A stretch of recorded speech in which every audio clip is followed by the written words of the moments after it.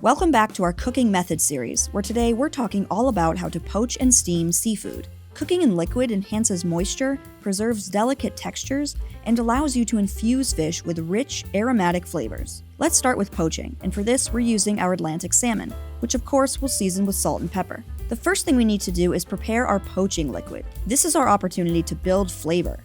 We love using aromatics like lemon, shallot, and salmon's best friend, dill. We also have some white wine here, which is totally optional, but it brings a lovely flavor to the salmon. Now it's as simple as adding in our aromatics, and then we're going to use a little bit of water and our white wine. Now, before we can add our fish, we need to bring this liquid to a simmer. Then we can nestle in our salmon. It doesn't need to be completely covered with the liquid. We're going to add a lid here anyway to help trap in that heat.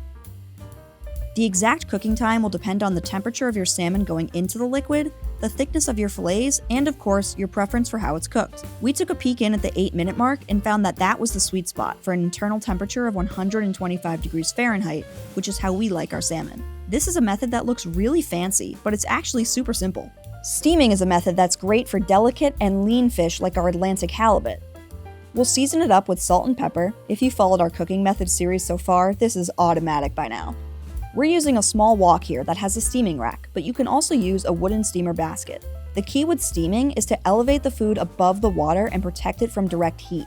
Now we need to add our liquid. We're just using water here to keep it simple, but this is another instance where you could use white wine or a fragrant broth. Bring that liquid to a boil and add your fish. Put a lid on to trap the steam, and now we wait.